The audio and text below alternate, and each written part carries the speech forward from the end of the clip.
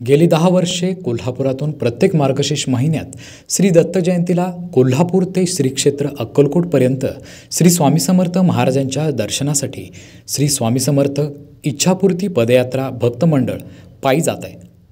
यांच्या वतीनं दत्त संप्रदायातील 5 महान संतांच्या पादुकांचा दर्शन उत्सव आणि नामस्मरण सोहळा कोल्हापुरातील पंचगंगा नदीच्या काठावर आयोजित करण्यात आला आहे।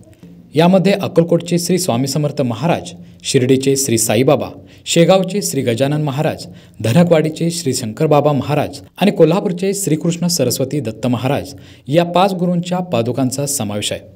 हा सोहळा रविवारी होणार असून दुपारी 3 ते रात्री 9 पर्यंत भाविकांना पादुकांचे दर्शन घेता येणार आहे। या सोहळ्याचं उद्घाटन पालकमंत्री प्रकाश आंबेडकर, आमदार राजेश क्षीरसागर आदी मान्यवरांच्या उपस्थितीत होणार आहे। तर या सोहळ्यानिमित्त विविध कार्यक्रमांचं आयोजन करण्यात आलं असल्याचं सांगण्यात आलं आहे। श्री स्वामी समर्थ पश्चिम महाराष्ट्रामध्ये गुरुपादुका दर्शन सोहळा, त्याचबरोबर दत्तयाग यज्ञ आणि सामुदायिक नामस्मरण सोहळा हा या ठिकाणी होतो आहे। याचं प्रथम स्वरूप जे आहे, पादुका कोल्हापूरमध्ये दुपारी 2 वाजता श्रीकृष्ण सरस्वती दत्त महाराज मठात येथील 5 गुरूंच्या पादुका, त्यानंतर दिंडीनं पंचगंगा नदीच्या काठावरती स्थापन होतील या ठिकाणी पादुका सर्व लोकांच्या दर्शनासाठी। त्यानंतर या ठिकाणी दत्तयाग यज्ञ सुरू होईल।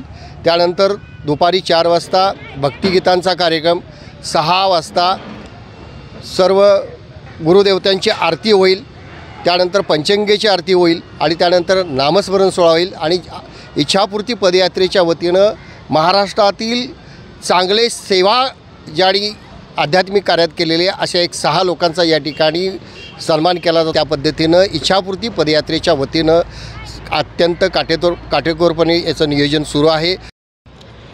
श्री स्वामी समर्थ, मी वेणुताई सुतार, इच्छापूर्ती पदयात्रेच्या वतीने पंचगंगा नदी तीरावर 9 फेब्रुवारी म्हणजेच येत्या रविवारी गुरुपादुकांचा म्हणजेच 5 गुरूंच्या पादुकांचा दर्शन सोहळा संपन्न होणार आहे। या दर्शन सोहळ्यामध्ये जास्तीत जास्त महिलांनी सेवेची संधी, आपल्याला सुवर्ण संधी या कोल्हापूर नगरीमध्ये उपलब्ध होत आहे। तर या संधीचं सोनं करण्यासाठी, आपल्या आयुष्यात स्वामींचा आशीर्वाद कायम राहण्यासाठी या संधीचा सर्व महिलांनी अवश्य लाभ घ्या।